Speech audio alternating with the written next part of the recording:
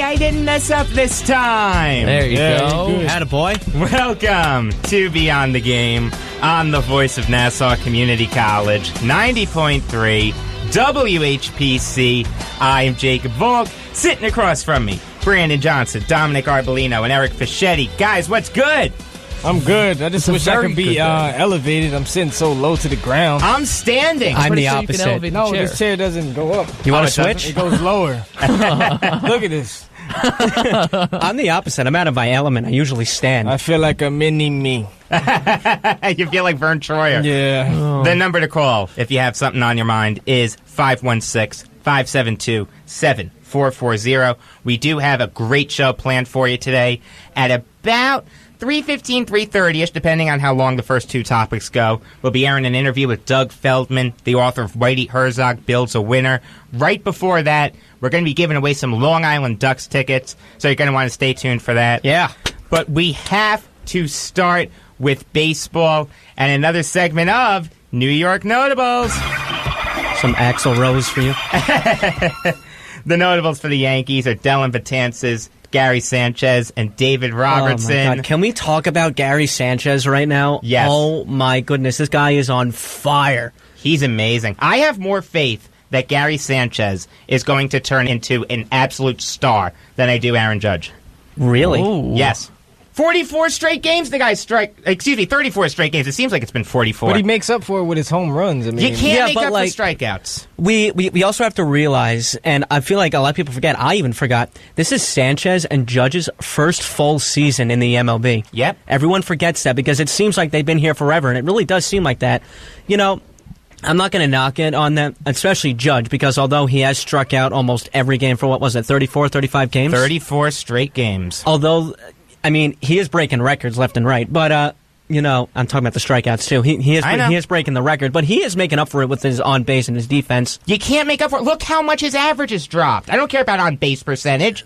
Look To how me- much that average has dropped. To me, that doesn't matter as long as you win. How can you say that? Because they're winning games. They are winning games, but not because of Judge, in spite of Judge. I know, he's got to turn it around, especially at the plate, but I feel like he can make up for it just by getting on base. He's drawing a lot of walks still. He's just swinging at stuff out of the zone that he hasn't swung at in the first half. He really is hurting the team, though. Yes, they are winning. They swept the New York Mets, but they did lose 2 out of 3 to the Red Sox. We can't lose sight of the fact that the Yankees have 3 games set up against the Red Sox, and they swept a team that in all actuality they should have swept.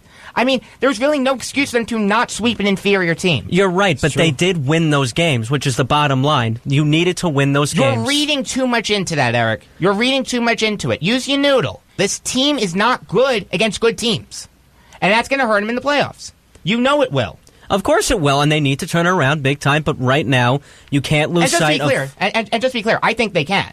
I think the Yankees are going to make a very good playoff run. They're not going to be ousted in the wild card by any stretch. I think so, too. But you said it, I said it, they just need to turn around, especially Judge. Granted, yes, he is striking out left and right. I wouldn't say he's hurting the team because the players around him are picking it up, like Gary Sanchez, just to name one, because he has been on fire. But Judge just needs to turn around because when Sanchez and Judge turn around, when they start hitting, the team is going to start hitting. And already the team is starting to hit. Wait a minute. Go back to what you just said. Yeah. When Sanchez and Judge start hitting, the team will turn it around. Yes. So you're saying right now that the team isn't playing up to its full potential. It is not. So Aaron Judge is hurting the team. I wouldn't say it like that, though. I just said, like, obviously, he's a rookie. He's going to make rookie mistakes. His first half... This is not rookie mistakes. His first half was unbelievable. I'm not upset at you. I'm just upset at the fact that Aaron Judge has struck out in 34 consecutive games. It's just infuriating me. It is, because you know what? He's swinging at stuff that he didn't swing at before. Because, let's not forget, his first half was unbelievable. Yes. It really was. It was probably... Oh, no question. It was amazing. It was an excellent first half of the season. The league just learned how to pitch to him. Exactly. He's just got to learn to adjust. Yes. And I feel like he can do that. I'm not going to say Aaron Judge is going to bust. I'm not going to say that, but I am going to say that the jury for me is not Nice pun, by the way. Thank you. I just realized that. Judge and jury. It's not That's a good one. It's not a slam dunk to me that Judge is going to be a super-duper star. Like I said, I have more faith in Sanchez than I do Judge. Someone had called in to Joe and Evan on The Fan and they had said Gary Sanchez for Giancarlo Stanton. Absolutely not. Thank you. Okay, good. I'm glad to hear you say Absolutely that. not. He's a younger guy. He's got more Did he say that potential. straight up, by the way? I heard Joe and Evan talking about it. I didn't hear the call. So I'm not going to put words in someone's mouth. Let's not forget the Yankees already have a crowded outfield as well. They do have a crowded outfield. That would be... No. You don't see a Stanton trade at all. Well, maybe not to the Yankees, depending on a different team, possibly, definitely. But in terms of the Yankees, I feel like it would be a good addition, of course. I mean, Stanton He's going to Aaron any Judge. team. Oh. Excuse me, Giancarlo Stanton. Yeah. Wow, hello. It's all right. But I'm saying with the crowded outfield, and then also there's rumors that obviously I know it's not for another year, but now the Yankees with Bryce Harper, which that's who knows what's going on with that. I feel like that's just going to be a rumor for a while. Could you imagine an outfield of Giancarlo Stanton, Aaron Judge, and Bryce Harper? Come on now. Let's just think realistic right now. Tell me why that couldn't happen. Tell me why it couldn't.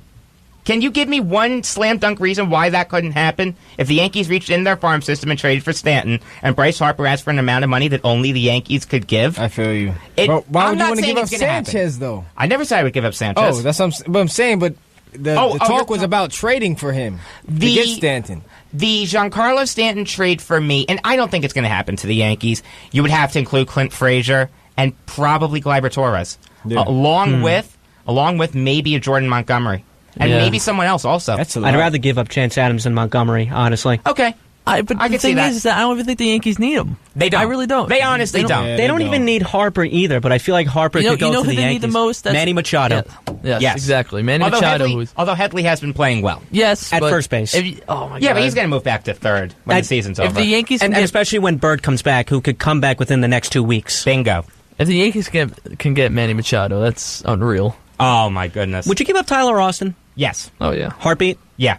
Okay. I'm not that sold on Austin, to be honest. He also really hasn't been that flashy. I mean, he played well last night. He got a couple of good hits, a couple of hard hits, too. Everyone was playing well against the Mets. I've got 3 guys here for the Mets. It was really hard. Curtis Granderson, A.J. Ramos, and Ahmed Rosario are the notables for the Mets. But I got to be honest with you. It was hard to find 3 guys that played well in the last week. Yeah, the Mets are a joke now. It's just... Yep. They're laughing stock. It's really not... Well, I mean, let's not forget. You can say that about the Mets, but sorry, your Knicks are a laughing stock as well. So don't be throwing shade.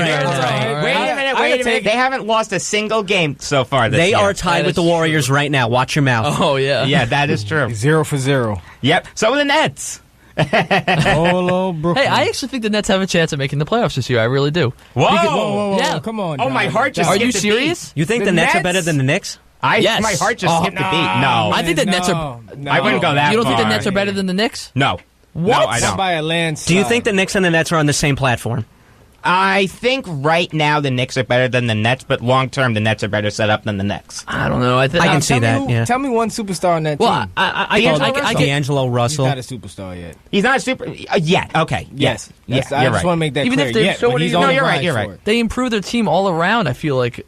Yes, they did. Not saying, I mean, I agree with Sean Marks and what they're doing with their, players, but I just feel like as of right now, we'll probably be a slight head of you guys at the end of this year. I don't think so. I mean, not you guys, because you're not a Net fan, but Jacob over here, he knows. I'm a Net fan. So I think the Nets will finish with a better record than the Knicks. I will say, I appreciate you saying that. I like that. And if they do make the playoffs, I should have worded this a little different. I say like an 8 seed, like they're just going to make it. Like I'll take it. You look at the East. So you can see the Nets win 41 games in the East? Look at the East right now. Well, wait a second. Four Wait a minute. teams are 41 wins guaranteed. isn't going to get you the 8th seed in the East. That might get you the 6th seed. No, because Chicago was 41-41, and they got then the 8th Dwayne seed. Wade got worse. But then Dwayne Wade might get bought out, so the Bulls are going to be a that's totally true, different too. team. And they're without Jimmy Butler. That's true, too. And the Sixers East are on is the a rise, totally too. different- That's what I'm saying. There's like All right, I four. didn't There's see like that. 4 guaranteed spots. I will say this, and I am not saying the Nets are going to make the playoffs this year, though, Dominic, I appreciate you saying that.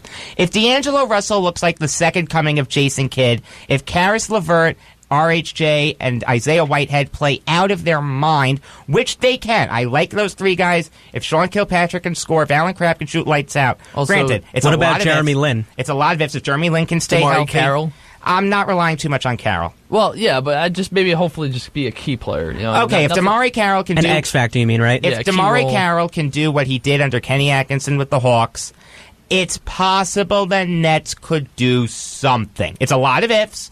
I'm not going to say definitively that the Nets are going to make the playoffs. But, Dominic, I got to say, I like you saying that. All right, so this is a great question I'm going to ask. Over or under 30 wins For Brooklyn. for Brooklyn? Oh, wow.